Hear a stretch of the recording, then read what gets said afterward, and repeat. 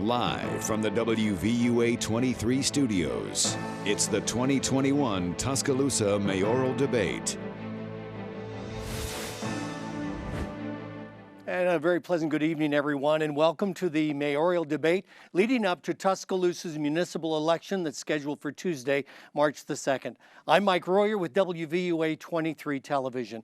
We are wearing masks like you are in your place of business and at home, and we're doing that here at WVUA for the debate tonight. However, during the debate, I'll remove my mask. The candidates will too when we get started. They're 10 feet apart. The moderator who will be asking the questions is 20 feet away from the candidates, and the small audience that we have in our studio here at WVUA is separated safely as well. So we want you to know that we're taking every precaution to present our debate tonight in the safest way possible. Our debate tonight is brought to you by the League of Women Voters of Greater Tuscaloosa. The League of Women Voters is a nonpartisan organization that neither supports nor opposes candidates for office at any level of government.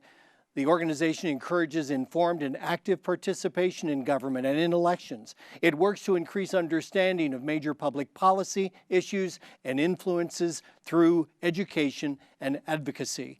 The candidates tonight appear on camera in alphabetical order from left to right, and the order of the opening statements that they're going to make was determined just before the program began by a drawing in which all candidates were present.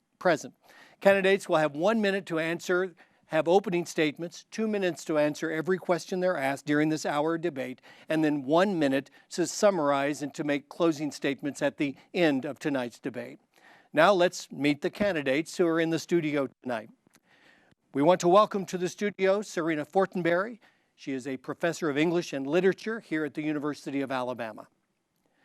Martin Houston is a local pastor and businessman.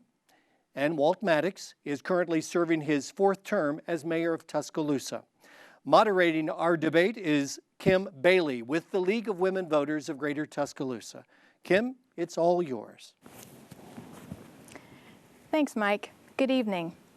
The order for opening comments will be Mr. Houston, then Dr. Fortenberry, followed by Mr. Maddox.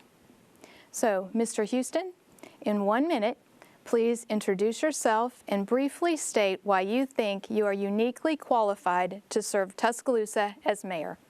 Thank you to WVUA and to the League of Women Voters. My name is Martin Houston, and I am so much more than just a football player. And I really want you to understand that qualifications for this office are important.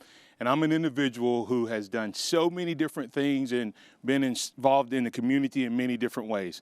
I've been a husband and a father, 31 years to the same lovely woman. I currently serve right now as a businessman and leader at Alabama One Credit Union, and I'm the Senior Director for Membership Growth, where we oversee an $800 million financial institution. I pastor a church which grew during this pandemic, both in members and our surplus. I have a lot more qualifications, and hopefully those will come out as we speak tonight. I've been a volunteer, a pastor, a businessman, and a leader. You have an opportunity to change and raise the bar for Tuscaloosa. Vote Martin Houston for mayor on March 2nd. Thank you. Now, Dr. Fortenberry? Thank you so much for hosting us tonight. 16 years ago when he took office, Walt Maddox had several goals. He wanted to make our city safe. He wanted to upgrade infrastructure ahead of development. He wanted to revitalize West Tuscaloosa. He wanted to make City Hall transparent and accessible, and he wanted to diversify our economy. After 16 years, we have the highest paid mayor in the state of Alabama, and we also have high crime, crumbling infrastructure, stagnating West Tuscaloosa, a closed City Hall, and a $500 million gamble on an experience economy. I have the same goals that Walt Maddox had 16 years ago when he took office, but he hasn't achieved them in 16 years. We have high debt, and we have high crime, and we have high taxes. I want a better Tuscaloosa, and I think that my leadership can get us moving in the right direction. Thank you so much. Thank you. Mr. Maddox. I want to thank the League of Women Voters and WVUA for hosting this forum. And I want to thank Dr. Fortenberry and Pastor Houston for their willingness to serve. I know what a sacrifice it is for you and your families. Tuscaloosa is my hometown. I was born here, raised here, graduated from Central High School, and now Stephanie and I are raising our families here. This place, you can say, is in my soul, and I feel very fortunate every single day to get to serve something greater than myself, the people of Tuscaloosa. And look what we've accomplished. It's amazing. Thousands of new jobs. Tuscaloosa is safer, and our quality of life has improved. And we did all of this in the shadows of a great recession, a tornado that destroyed parts of our community, and now COVID-19. Moving forward, you and your family and your future, you deserve a proven leader who has delivered real results. I believe I am that leader, and I look forward to sharing with you our plans tonight. Thank you. Thank you. Now, you will have 2 minutes to answer each question. So the first question will start with Dr. Fortenberry. Many residents of Tuscaloosa are facing the devastating financial impact caused by the pandemic. Many businesses, especially small businesses, have had to reduce hours or even close, and some jobs will not return after COVID-19. What steps would you take as mayor to address the loss of jobs, businesses, and income? First of all, I don't think that it was proper to close our city last spring and summer without having a financial safety net in place for our small businesses and especially for the people who work for those small businesses. So that is a problem that I see that we are now having to contend with the after effects of. In order to go forward, the way that I foresee our economy rebounding is through a diversified economy. And the way that I see us approaching that is through strong partnerships with the county and with the Tuscaloosa Economic Development Authority and with the University of Alabama and with other municipalities in our region. Together, I think that we can recruit a diverse array of businesses into our area. And I'm speaking of research and hard sciences, telecommunications, tech industry, research and development, and corporate headquarters. By cultivating a diversified economy, we are going to be a more resilient economy. One of the driving factors of Elevate Tuscaloosa is drilling down on experience economy. The kind of jobs that experience economy creates are hospitality sorts of jobs, and they are low-level, low-wage jobs that perpetuate poverty in our city. And also, as we've seen during the pandemic, that is an industry that has tanked economically during the pandemic. So I think that spreading ourselves in a different way to recruit different kinds of business concerns into our city is the way that we rebound from this crisis. Thank you. Thanks. All right, Mr. Houston. Yes, thank you. First of all, I think we need to take an approach very similar to what you've heard from Ms. Fortenberry. We need to look at business development, economic development. There's not been a major industry since Mercedes come into the Tuscaloosa region since Mercedes, and thank God for Mercedes and all of the suppliers, but we need to diversify. And when I say diversify, I mean that we need to not just look at different industries, we also need to make sure that we look at some of the resources that we have available here in Tuscaloosa that can help to bring about more jobs. We also need to make sure that we have the 4,000 plus jobs available in Tuscaloosa. We have people who need jobs in Tuscaloosa. We need to make sure that we develop workforce academies to bring the training to those individuals, similar to what Mercedes does with the program they have with Shelton State, because we have some high-paying jobs that can help replace that. So that would be one of the first steps to fill the jobs that we have and get people trained that are out of work. We would also need to look at Research Park. I believe Auburn has shown the ability to grow an economy if you invest in where the economy is going, not going toward experience, especially coming out of COVID. So we need to make sure that we are bringing jobs in for the Research Triangle. We lost a $200+ million project to Auburn. Part of that is because of our education. The other part is that we did not have infrastructure and plans ready to receive those jobs. Then we also need to make sure that we make a more robust transit system to help people be able to expand their job search area and get them back and forth to those jobs. It is without a doubt the responsibility of the city to help grow the economy through business and economic development. Thank you. Mr. Maddox. Well, I certainly don't blame my opponents for not wanting to talk about COVID, and we'll have more time to get a chance to delve into some of the economic factors. I love to talk about rapid transit because that's something under Elevate we're going to double in size. But let's talk about COVID for a second. COVID-19, it was a challenge that was unprecedented across this nation. And one thing that I can tell you as serving as mayor is that you're going to face a crisis. And when we faced that crisis, we took it head on at the city of Tuscaloosa. Immediately, we engaged experts, in large part thanks to the University of Alabama and DCH and UAB, to guide our decisions. We activated our incident command on February 28th, ahead of most cities in Alabama. And moving forward, we took actions to protect our community. Our North Star during this entire process was to ensure that DCH had the capacity and ability of not only rooms, PPE, and adequate staffing to protect Tuscaloosa, to take care of our healthcare needs. In the meantime, we knew that there would be people hurting. The first order I gave regarding COVID-19 was to give people the ability to have no late fees or to not cut off water on water bills. We also passed $1.4 million that went to 250 small businesses like Luann Nix at Tumbling Tide or Darren Cross at Pat's Floors to help keep them moving forward. We saved thousands of jobs with that action.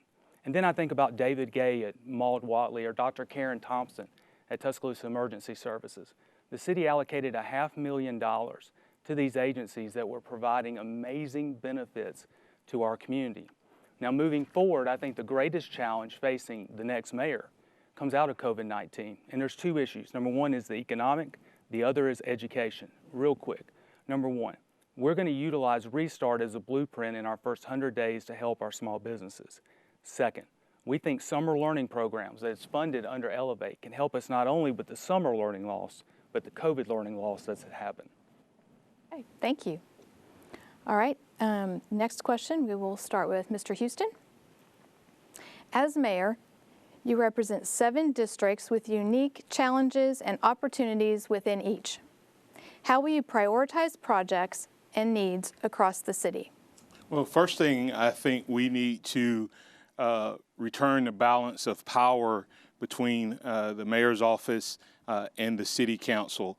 I'm a collaborative leader. I believe that you must allow for those who have been sent here by the people to represent them, to have a voice, and that voice to be heard. That would be number one. Number two is continue doing what I'm doing now, going out, talking to the voters, listening to what they have to say, and then prioritizing that, helping them to understand that not everybody and not everyone is going to get everything. And so there will be times when hard decisions have to be made. But what I promise to do is sit down with the voters and give them a seat at the table and sit down with the city council and empower them to be the representative they're called to be and tasked to be. And then together with them, we will develop a plan and we'll prioritize and we'll work and have all of the battles that happen in those meetings. And then we'll come out with a plan that allows us to move forward. One of the most important things, though, I would challenge the people of Tuscaloosa is I look at Tuscaloosa much like I look at my church and everything. It's a body. And if a part of your body is bleeding, you have to use that as part of the priority process. If you do not address where it's bleeding, then eventually the entire body will suffer. The West Side has been bleeding for a long time through a lot of promises and a lot of years. And so I will make sure that we address those needs while also prioritizing the other needs with the help of the city council to move this city from good to great. Thank you. Mr. Maddox, same question. Last night was a historic night in Tuscaloosa. The Planning Commission, after numerous meetings, several hundred people attending meetings throughout the community the last year and a half, passed Framework Tuscaloosa. And what Framework does, it sets in place a long-term plan for not just land use and zoning, but also infrastructure, transportation networks. It gives us the blueprint to move forward as a community. We've seen the success of planning with downtown, Riverfront, Tuscaloosa Forward, UA Plan. we know that the planning that we've put in place can guide us in the future. I'm glad that Pastor Houston brought up West Tuscaloosa.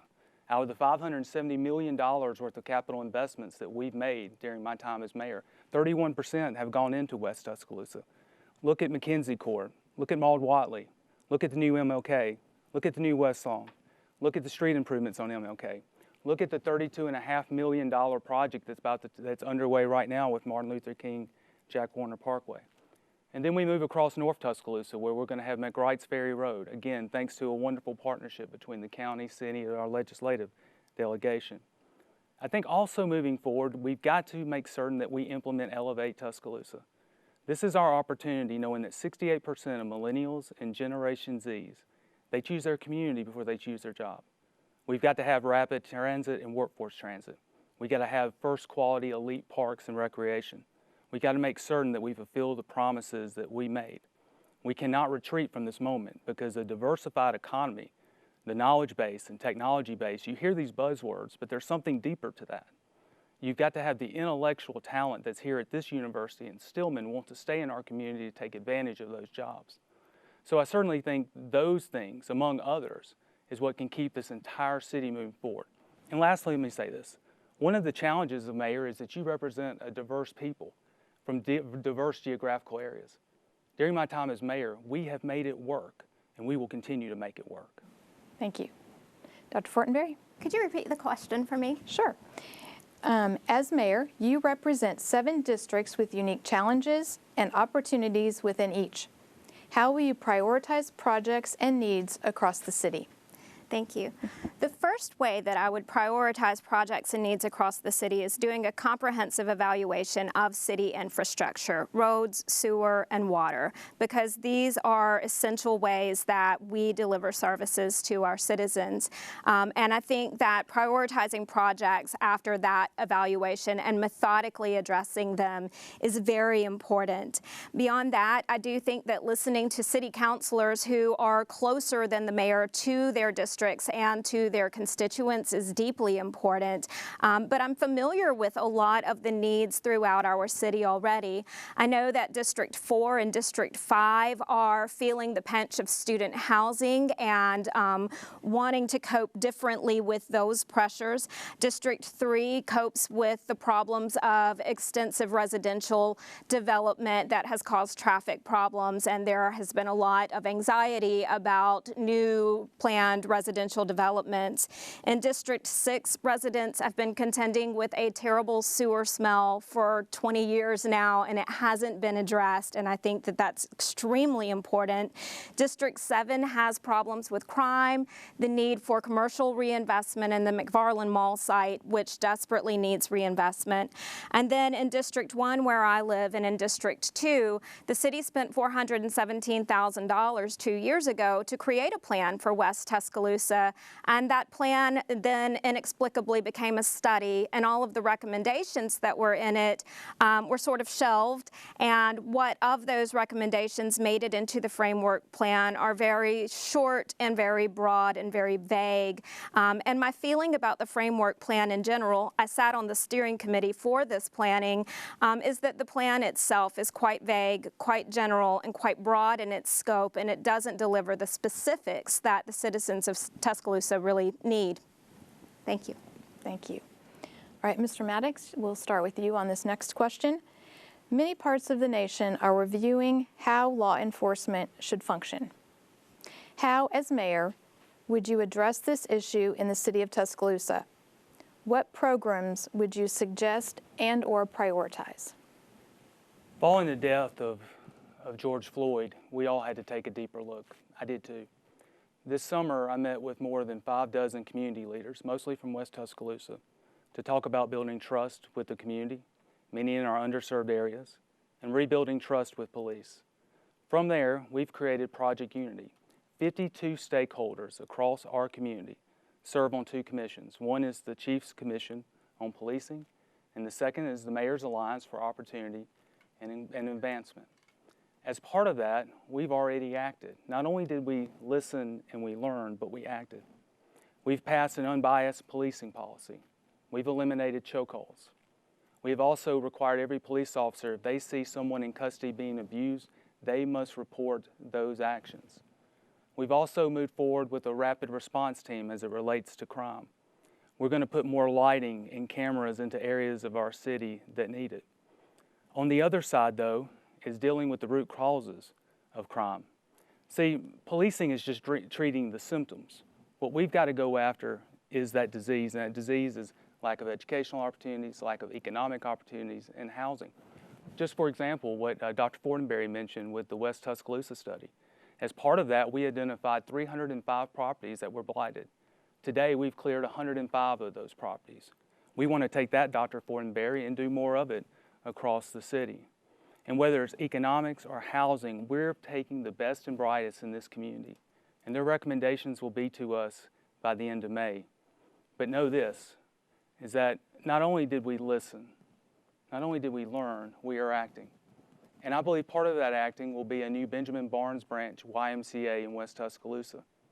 Because one of the things that was consistent in nearly every single meeting we had was the lack of recreational opportunities for our youth.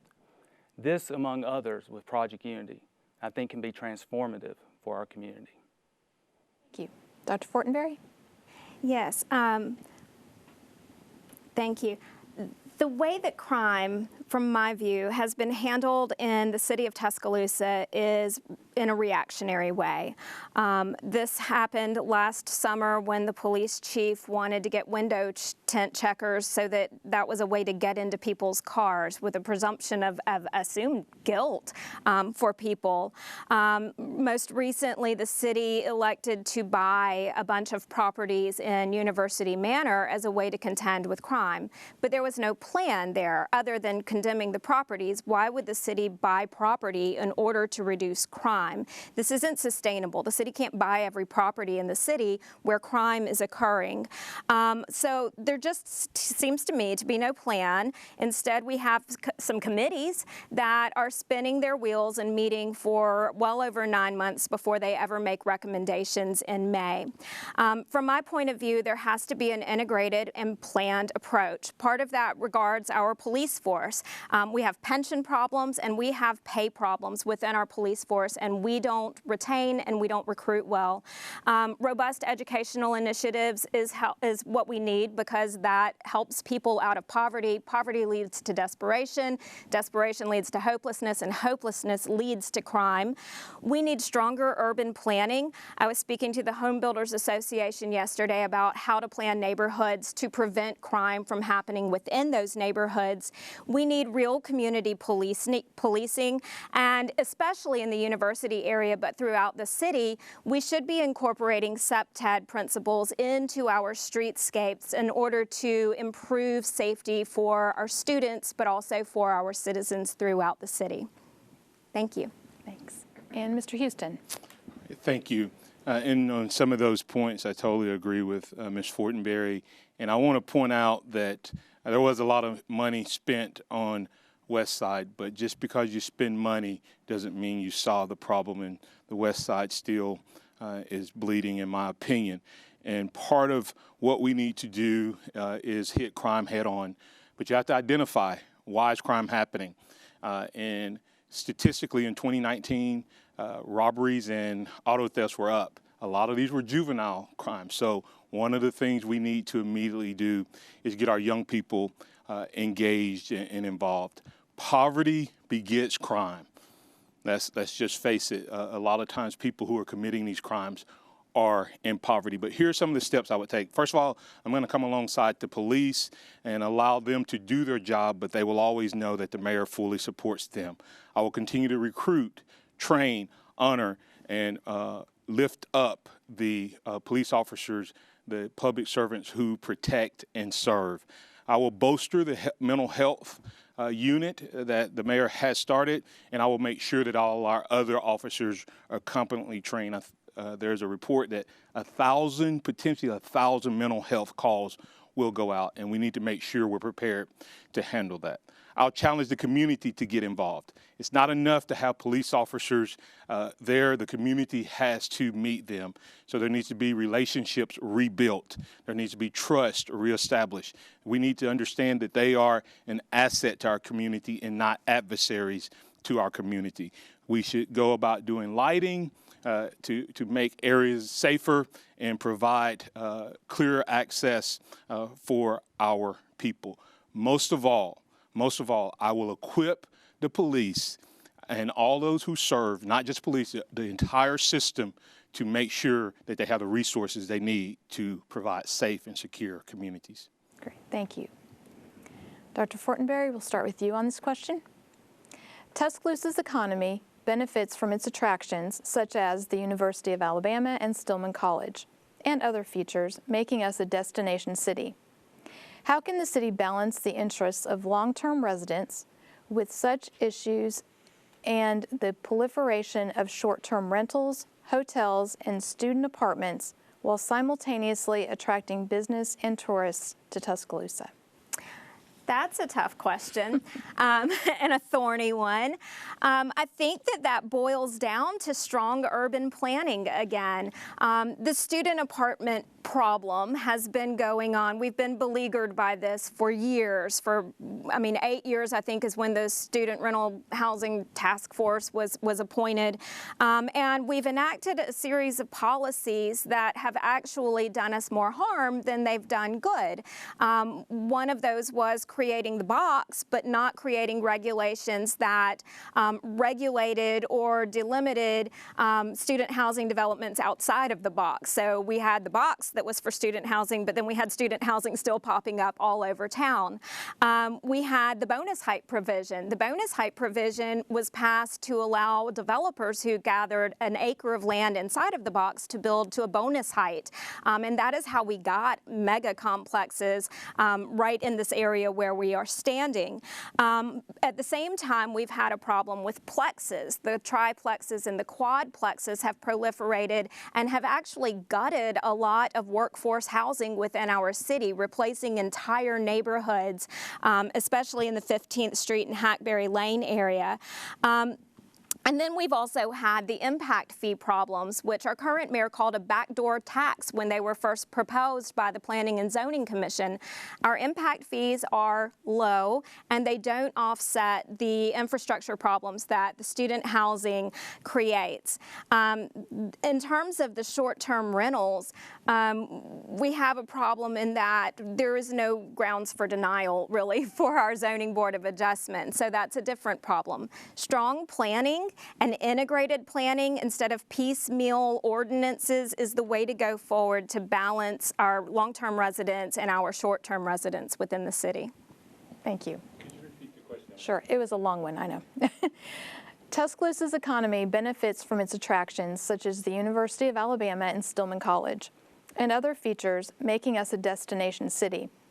How can the city balance the interests of long-term residents with such issues and the proliferation of short-term rentals, hotels, and student apartments while simultaneously attracting business and tourists to Tuscaloosa? Whew. Thank you. Once again, the first thing you need to do anytime you're leading is listen.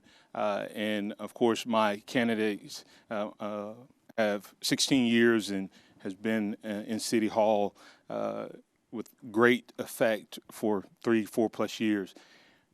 I think you still need to listen because the problem is changing.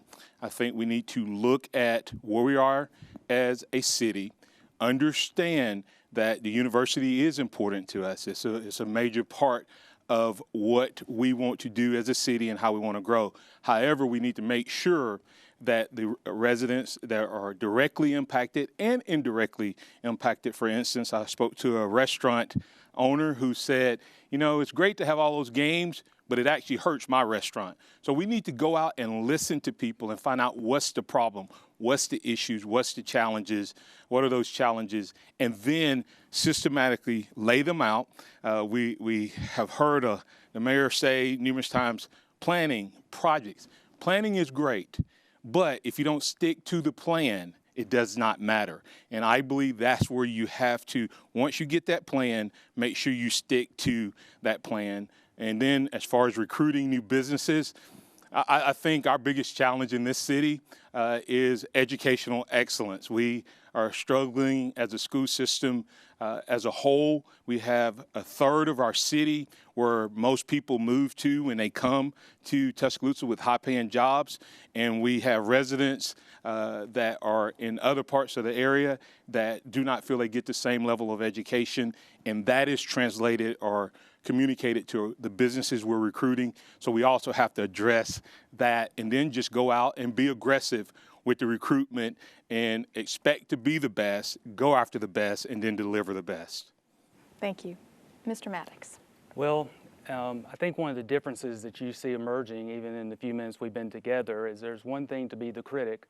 It's the next thing to be in the arena. And since 2013, I've been in the arena as it refers to student apartments and the proliferation of them. In 2013, we passed a resolution that we would no longer rezone for apartments more than 200 beds. Unfortunately, the council ultimately decides those rezonings, hasn't necessarily abided by it. In 2017, we passed an impact fee for water and sewer. Although our administration proposed more, it was a start, and since that time, $2.3 million has gone into the water and sewer fund. In 2019 and 2020, we passed a moratorium, which helped us slow down the additional growth, even though we were threatened with litigation by out-of-town developers. In 2020, we eliminated the bonus height provision. And this year, we also defined student housing, which I think is going to not only help us in the student housing, but also in housing in general. Hopefully we'll get a chance to talk about workforce housing in a little bit. And we also established density caps as well that will go a long way towards tackling the issue of the proliferation of student apartments. If you're like Stephanie and I, there's just too many in our community, and it's got to stop. And unfortunately, the market forces that would normally guide something have been destroyed by REITs, but time doesn't allow us to go into that either. Let me briefly talk about the university. It is our greatest opportunity and certainly our best economic driver. Our goal is to build a community where Taylor and Eli can grow up in. And if they choose to, they can live here, start a business here, and raise their family here. I believe that research and development is going to be the next frontier for us because something has happened over the last 3 years. Dr. Bell and the Chancellor have defined research areas that the university is going to focus in. And in that lays our opportunity to take Tuscaloosa's economy to the next level. And I hope to get more opportunity later on to discuss that with you. Okay, thank you. All right, Mr. Houston, we'll start with you on this question. A lot of speculation has been made about the financial backing received from interested parties such as developers and others with a business interest in Tuscaloosa's future. Please provide details about the financing of your campaign, including a listing of your largest donors, maybe top 3. If PACs are included, then your connection and its stated purpose. Well, first of all, this is my first time getting into the political arena, and there have been rumors said, and the mayor himself has made this statement that this is about him and Stan Pate. That is disrespectful to myself and Ms. Fortenberry. We're qualified candidates, and this is the first time you've had a challenge. That's number one. Number two, there's not an individual, there's not a business or anyone who has enough money, as he said earlier, to make me get into this with my family and all that comes with it. Number three is that I have taken the exact same approach that I take to pastoring my church. I've been a pastor going back to 1999. I have never seen anyone's tithe or gift. So if you ask me who's my biggest donor, I don't know. You know why I don't know, and I don't want to know? Because I wasn't for sale before I got in the race. I'm not for sale now, and never will I be for sale. Those people who give, whether it's someone who can give a penny, $1, or $1,000 or $10,000, they get one vote, and they get a seat at the table. And that's what they get with me, and that's what they'll get today, tomorrow, and into the future. So even though there's been a lot of questions about that, I want Tuscaloosa to hear me and hear me well. I am running for mayor because I believe Tuscaloosa has the potential to be a really great city. With the right leadership, we can move from good to great. 16 years 16 years. And now we're going to do this and this. It's time for change. I believe I represent that change. Thank you. Thank you. Mr. Maddox. Well, my largest donor is Local 403 of the Tuscaloosa Firefighters Association. And I am proud to have the support of our local firefighters. I've been blessed to have their support ever since I've run for city council. And the reason why I'm proud is I think about my family. If something were to happen to me or Stephanie or Taylor or Eli, I know with just in a few minutes of a phone call that our firefighters are going to be there for us. They're some of the most well-trained, most dedicated, and talented individuals I've ever had the opportunity to work with. One of the blessings of this job is I get to work closely with so many heroes. And so I'm proud to have their support. It's an honor for me to have their support because I know exactly what it means. They want the best out of me as we expect the best out of them for our community. Thank you. Dr. Fortenberry? Yes. Compared to my opponents, I have my campaign finances are pretty shoestring, and that reflects a lot on why I'm running. I'm not running because anybody asked me to. Nobody called me on the phone and said, hey, Serena Fortenberry, why don't you run for mayor? My husband tried really hard to talk me out of running for mayor. And my donations really reflect who I am and why I'm running. I've gotten a couple of PAC donations, but nothing compared to what my opponents have received through PACs. My biggest donor right now is a home builder who builds workforce housing in Tuscaloosa and in the county. I got some money from a bar owner who has been upset with the arbitrary and capricious closures of bars in town. And so the rest of my donors are by and large individuals, and they're people who don't mind having their names attached to their support for me. And I'm very proud of that because I really am a candidate who represents the people of Tuscaloosa. I don't represent big business. I don't represent political interest. I represent ordinary people who are dissatisfied with the way that their city is being managed currently. Thank you. All right, the next question, we'll start with Mr. Maddox. So we've already talked a little bit about framework and that plan. So once this document is complete, and Mr. Maddox, you mentioned that it had been voted on. So how would you enforce its integrity? What role does the mayor have in limiting the use of variances and waivers for new zoning ordinances? Well, I think first, if you listen to our opponents tonight, you wouldn't know you were in Tuscaloosa. Look how we've transformed downtown in the riverfront. Look at 311, which is one of the most utilized city services we have. Look at our recovery from April 27, 2011. Look how we took on COVID-19. And we did, Dr. Fortenberry, have to make some very difficult decisions. But if you're faced with the university closing and thousands of people being unemployed who wouldn't be able to make their mortgage payment, those are hard decisions. Those are decisions a mayor face. It's easy to be the critic. It's another thing to stand in the arena. And for 16 years, I've stood in the arena of being mayor. And I've taken on the challenges of a Great Recession, a tornado that destroyed 12.5% of our city, and now COVID-19. And when you look at our planning accomplishments, it makes me very proud to work for this place. Look at our Riverwalk Master Plan today, and we're about to expand 1.75 miles on the western side, and we've just broke ground on the northern Riverwalk. The Western Tuscaloosa Inventory Study we just referenced. It is already tackling blight in West Tuscaloosa. The infrastructure elements are included in the framework, and our goal is to get those budgeted in the next fiscal year. And we look at the university area neighborhood plans. Think about where 13th Street was in 2005 and 2006, and look at it today. And certainly our Greater Tuscaloosa plan, when we think about what downtown was when we inherited the office and where it is today. We have shown that planning works. And Elevate Tuscaloosa is our plan to take Tuscaloosa to the next level. Framework is our plan for infrastructure, housing, transportation, community amenities moving forward. And we will certainly use the weight of our office to continue to make certain it is enforced. Again, we have shown at the City of Tuscaloosa the ability to deliver over 16 years. And that's not going to stop in the next 4 years if I'm reelected. Thank you. Dr. Fortenberry? Thank you. Since framework has now been passed, there's a new phase of planning that is going to take place, and that will happen through the appointment of a technical advisory committee, and that committee will then oversee a rewrite of our city's zoning codes. What framework is pulling our city toward is a modernized version of zoning codes that are form-based zoning codes. Currently in Tuscaloosa, we have use-based zoning codes. What will come out of framework will be some hybrid of that.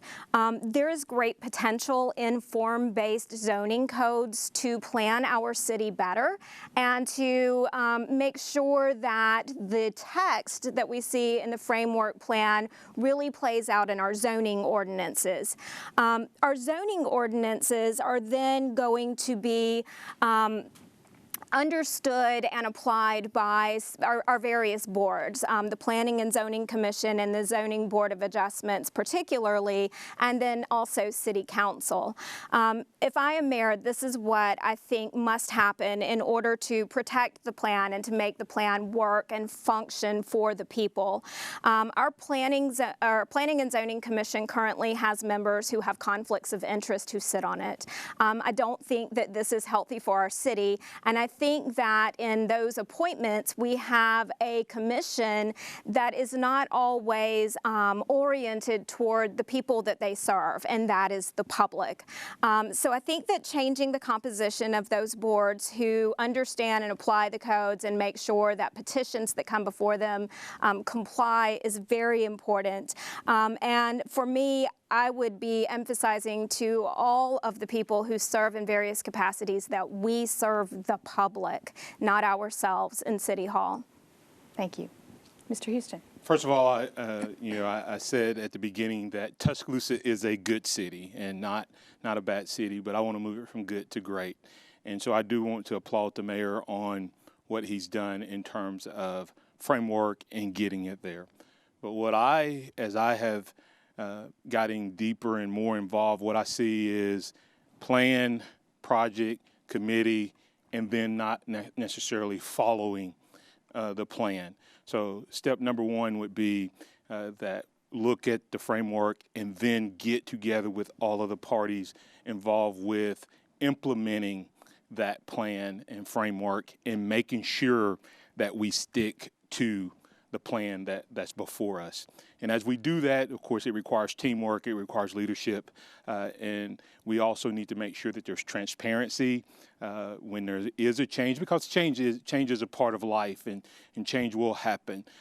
You just need to make sure that the master plan, we refer to as framework, covers a couple things. It needs to have land use, when, where, and how we grow and how we plan to grow. What are the choke points? What are the saturation points? You need to make sure that all of that is incorporated into it. What's the plan for economic development as a whole?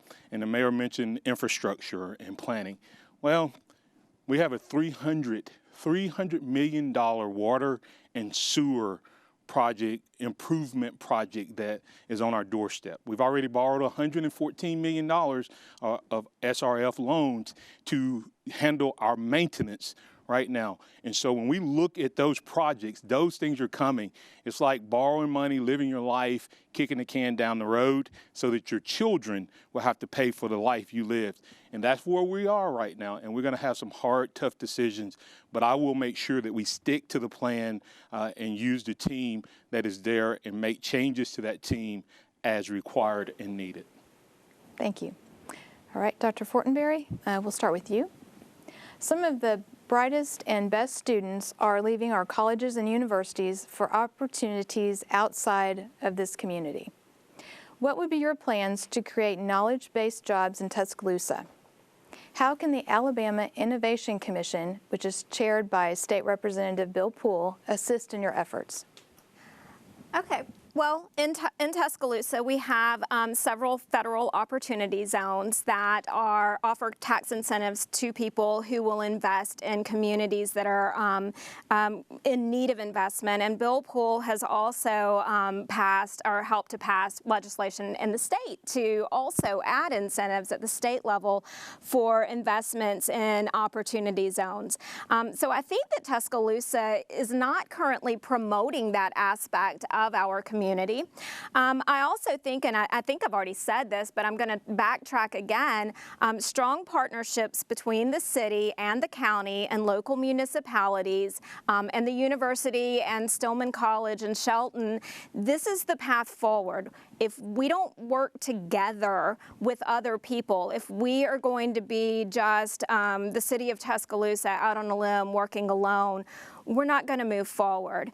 We really have a region that's attached to our city, and we anchor that region. So working with our community partners is the way that we are going to be able to diversify our economy and recruit those kinds of jobs. Another aspect of this, and I think that this is hugely important, is we don't have commercial air service in Tuscaloosa, and getting commercial air service in Tuscaloosa will be a game changer in terms of how we can recruit new industries and jobs here. And it's a tough question right now just because the airline industry isn't doing well. But the Golden Triangle Regional Airport is 80 miles away in Mississippi, and they have commercial service. And so I think really focusing on working toward commercial air service in Tuscaloosa is going to be huge for our city and its growth. Thank you. Mr. Houston? Thank you.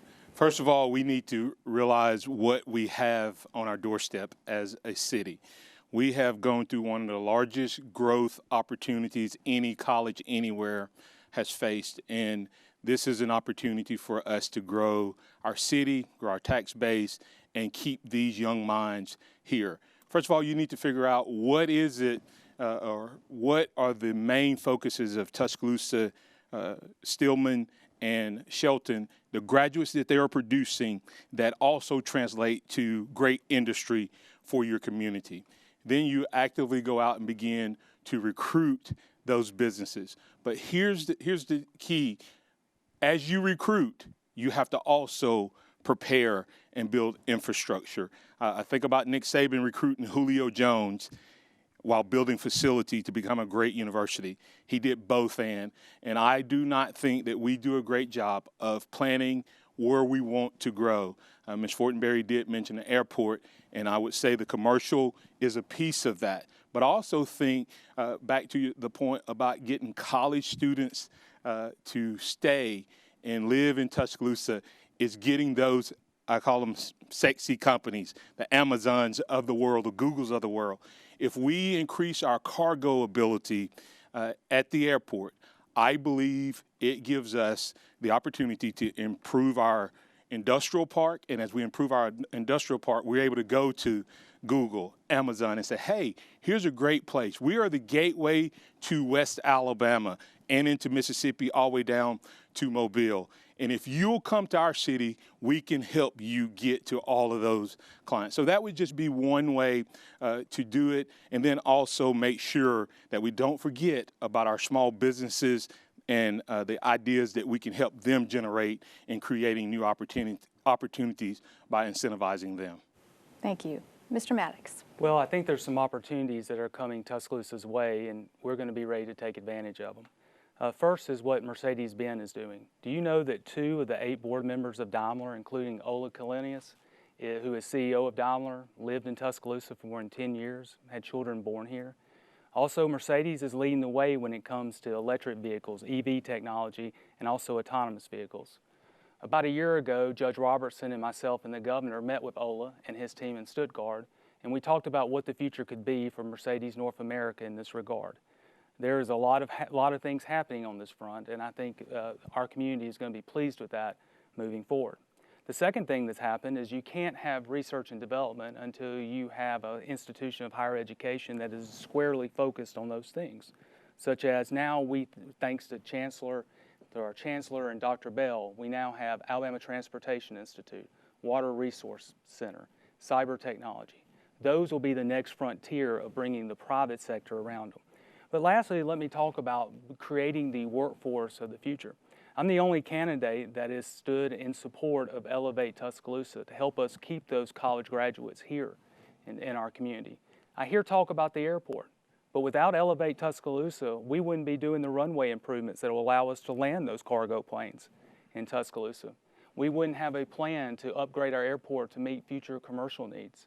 We wouldn't have rapid transit that will be coming our way by 2025. If you don't have Elevate, then you don't have those improvements. And so again, the difference between the candidates and I is that I am more than willing to be bold. I am more than willing to put my plan. I am more than willing to give you specifics because you deserve those specifics. You deserve to be told honestly what we can do and what we can do and how we're going to do it. That's the commitment I've made to you for 16 years, and that's a commitment if you re-elect me. I look forward to continuing as we diversify our economy. Okay. So we've talked a lot about and around Elevate.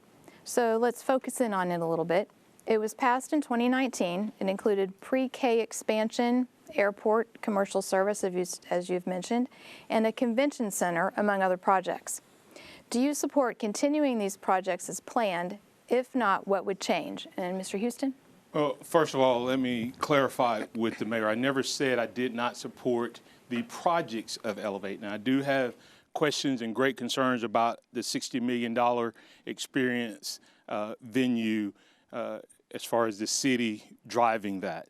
As far as Elevate itself goes, I believe that there are some really good projects in Elevate. I believe that there are things in Elevate that will help us move forward.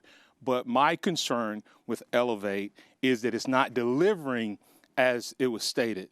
We have been told that this is what's going to come in. Last year, we got a $60 million bond to fund Elevate, 16.5 for parks. That's where I have a problem with Elevate, is the prioritization of what you're doing for the city. Why would the city in a pandemic go out and borrow that type of money? And 38.8 million of 36.6 million of that was used for roads. I understand that, but we were told that the Elevate tax would fund that. Now, I understand that there was funds moved, there was some level funding that happened in the budget, and Elevate lent money. None of those things matter as far as this is what Elevate was said it was going to do. This is what Elevate has done. I do not, once again, have a problem with some of the projects in Elevate. I believe there are projects within Elevate. You've heard me mention the robust and expanded transit system, the river walks. Those things have value. The question is back to planning and prioritization and who is going to be a visionary, proactive leader, not just reactionary, and who will make the tough decisions, even when it means giving up your baby for the betterment of the people. Thank you. Mr. Maddox. Well, as mayor, facts have to matter. First of all, the bond issue was not a $60 million bond issue for Elevate. $38.5 million came from the Tuscaloosa County Road Improvement Commission as part of House Bill 600. And but you said it was Elevate. Well, facts still have to matter. $38.5 million for the Martin Luther King Jack Warner Parkway project, one of the 7 designated projects from House Bill 600. And when we created Elevate, one of the unique features is it's made up of 40 people from around Tuscaloosa, including many business leaders. This summer, as we were looking at the market and we talked to people about who have expertise in both construction and financing, they advised the city that the time was now to move. I know that many people watching this at home remortgaged or refinanced their mortgage because you saw historically low rates. We saw the same thing at Tuscaloosa. And guess the project that, the $38.5 million project, the first phase of that came in $600,000 under bid. That's going to help us go a long, long way. But let's talk about what happens if we eliminate Elevate Tuscaloosa. First of all, every citizen of Tuscaloosa that has garbage, residential garbage, which is 97%, saw a $200 plus discount in their garbage bill. That goes away. Pre-K goes away. Summer learning goes away. 233 dual enrollment scholarships for seniors in Tuscaloosa City schools goes away. Rapid transit goes away. And also 7.5% for police and fire goes away. It's easy to be critical of Elevate. It's easy to say that I'm not in favor of it because it makes for good political talking points.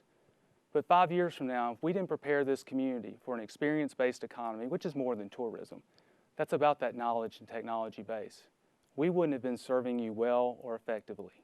You know, John Adams said facts are stubborn things, and those are the facts as it relates to Elevate Tuscaloosa. Thank you. Dr. Fortenberry? I'm going to criticize Elevate. Elevate Tuscaloosa raised our taxes without a referendum, based on a few presentations that were nothing resembling a plan that had data support and that educated the public as to the particular returns that we would gain as a community from the capital projects, not in terms of quality of life and not in terms of revenues for our city, which is how the plan was initially presented, as a revenue generating plan. Instead, what this plan is doing is, on the most recent Elevate sheets that I can find, there are now 5 scheduled bond issues associated with Elevate. I think that's from budgets in May. So we are going to borrow heavily against this income in order to complete capital projects. The first 3 capital projects that have been borrowed for, the Northern River Walk, the Western River Walk, and the River District Park, and those are each about $5 million projects. Elevate generates $20 million of revenues per year. We should be cash flowing those projects. Instead, what's happening with the Elevate revenues is that they are being disseminated from that fund into the general fund quite a bit. The Elevate revenues are paying an incentives package for the shops at Legacy Park right now, which existed before Elevate was ever created. It is paying for public safety. It is currently paying for paving roads, which is general fund sort of expenses. Elevate, to me, looks like a slush fund, and you can spend it any way you want because you can keep borrowing in order to do the projects that you want to do. If I'm elected, I will put Elevate right back in front of our city council, and I will ask them to rescind this tax. It's a hurtful tax. It hurts our city's poorest. Our city's poorest who live in subsidized housing, they don't get that garbage waiver. They don't get anything. They're paying for my garbage waiver. So, yeah. All right, this will be our last question, and we will start with Mr. Maddox. Tuscaloosa's real estate market continues to thrive. How would you balance the need to encourage this growth and development while addressing the various serious infrastructure issues of sewers, water, traffic, and schools?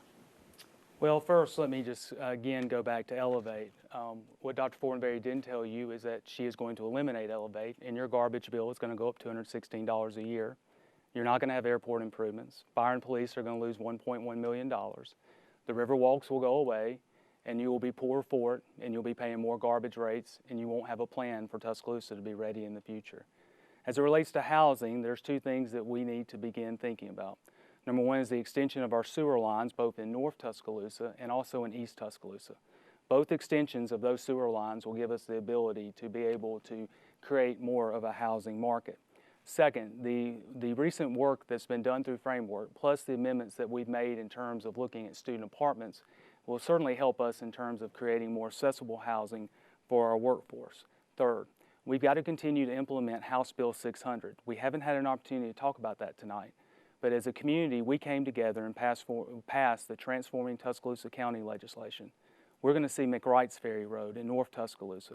We've got MLK Jack Warner Parkway right now that's under construction. Improvements to Highway 69, improvements to Highway 82, including an additional lane on Woolsey-Fennell Bridge. It's also important to note that when those 7 designated projects are complete, it's time to go back to the drawing board. That's going to give us $250 million over the next 7 to 10 years to invest in infrastructure alone that will help continue the housing growth and the economic growth of Tuscaloosa. Again, that gets back to proper planning. That gets back to taking the principles that we have and making them work, and working across not only party lines, because House Bill 600 was both supported by both sides, but the county and the city of Northport. That's what we've been doing for 16 years, and that's going to be the approach we're going to continue to take moving forward. Fortenberry? Thank you. In order to support residential housing, that was the question, right? Will you repeat the question? I will, yes. Tuscaloosa's real estate market continues to thrive. How would you balance the need to encourage this growth and development while addressing the very serious infrastructure issues of sewers, water, traffic, and schools. That's what I thought. I just wanted to make sure. Yes. So in order to, we have a seller's market in Tuscaloosa, which I know well because my husband is a realtor. And so as far as our infrastructure, systematic methodology and prioritizing and upgrading our infrastructure to support development and really to limit the pollution that it is creating currently. Within the core of the city, where residential development and redevelopment is lagging, I would like to see the city partner with home builders and work toward tax abatements or incentives in order to create that missing piece that people love to talk about called workforce housing. I think that in terms of our city schools, our city has a role as a vocal supporter for our city schools, but also a strong financial supporter for schools. Since schools drive housing markets to a large degree and they make a city desirable, having a top-notch school system is important, and our city loses residents to the county and to cities around Birmingham because of their school systems. So I think that we have to do better there. I do agree with Mr. Maddox that our sewer lines need to be expanded in East Tuscaloosa and north of the river around the lake. I disagree with the legislative agenda that the council has voted to support this year, which would give the city of Tuscaloosa super zoning authority around the lake. I very much fear that that would equal reduced lake protections, and this is our drinking water source, and that goes back to our infrastructure. This is an essential city service, and if we create too high of density around the lake, we are going to threaten that ecology that gives us clean drinking water. Mr. Houston. Thank you. Back to Elevate, and the mayor said that that number and figure that I gave, I got that number directly from speaking with people who work within the city, and he said he talked about the 38, but he did not mention the 16.5 million for parks during a pandemic. We do need to do a better job of planning for infrastructure. The thing that we have got to do is also plan for the maintenance. We have done a great job of growing our city in certain areas and not so much in others, and we now have several projects, according to individuals that work within the city, that are going to be nightmares in terms of replacement. We've already seen it, one in the mayor's home district, where we're having to reline pipes. That is a concern. But as far as proactively, we need to change our policy in East Tuscaloosa, up Buttermilk Road, and begin to figure out a way to work with the water authorities there as we move in that direction toward Mercedes and make that a very viable place, an attractive place for people to live and be a part of our city. We need to also make sure that as we're doing that, I do believe that educational excellence, one of the things I stated at the beginning of this program, we need to be a top 5 school district. Industries are going to other places. Individuals are not only not moving out of Tuscaloosa, we cannot even add up how many people don't come here because they add to the school system. They look at the school system. So I want to make sure that we have educational excellence. And then attainable housing in all parts of our community. We have to increase the inventory and the access and incentivize that access so that people can get the down payment to get into those homes that they're currently paying higher rent for already. Okay, thank you. All right, now we'll move to our 1-minute closing comments, and the order will be in reverse. So we'll do Mr. Maddox, Dr. Fortenberry, and then Mr. Houston. So, Mr. Maddox. Thank you. And thank you to everyone that made tonight possible. When you're in the arena, results matter. And together, we've made education a priority. We've reversed generations of neglect in West Tuscaloosa. We've transformed the downtown and the riverfront. We've implemented 311, and we've also achieved the elite AAA rating when it comes to financial matters. Our work is not measured in progress and promises. Our work is a result of tangible things that you can see and feel and touch throughout our community. We also know that that a crisis is going to confront every mayor. And the crisis in front of us is COVID-19 and the economic and educational impacts. This is where tested and proven matters. I will never forget the days following April 27th, meeting with families who had suffered from imaginable losses and the number of issues compounding at one time. We didn't fail Tuscaloosa then, and in this unprecedented hour, we will not fail you now. Thank you for the opportunity to be with you tonight. Thank you. Dr. Fortenberry? Thank you. A former city councilor told me a few weeks ago, he said, serving one term in public office is great, and serving 2 terms is good. He said serving 3 terms is very questionable, and serving 4 terms is detrimental. Our current mayor has served 16 years as the mayor of Tuscaloosa, and he's chasing 4 more. He refers to himself publicly as a politician.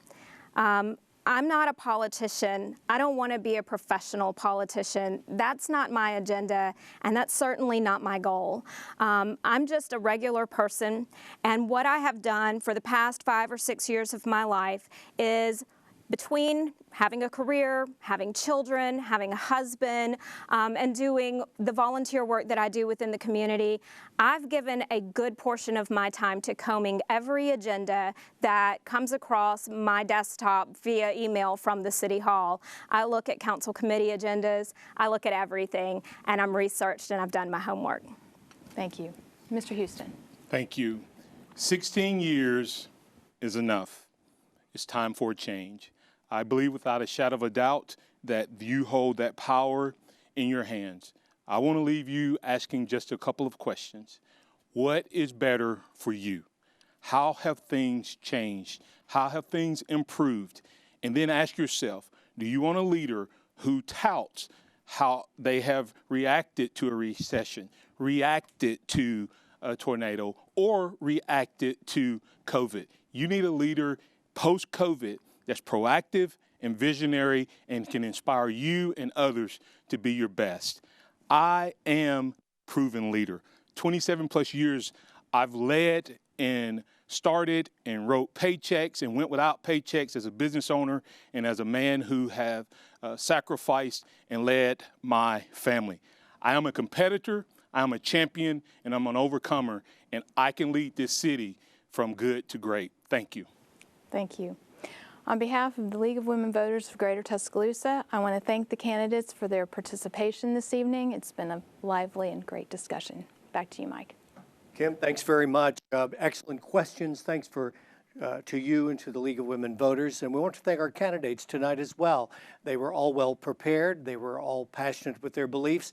And I enjoyed listening to all of you. Thank you, all 3 candidates, and the best of luck to you. Our thanks again to the League of Women Voters for helping to organize this, the League of Women Voters of the Tuscaloosa area, for their valuable assistance in presenting this forum. The Tuscaloosa municipal election is going to be held on Tuesday, March the 2nd. Be sure and exercise your right to vote and watch for complete coverage leading up to and on Election Day here on WVUA 23. I'm Mike Royer. Thanks for watching and have a great evening, everybody. Good night.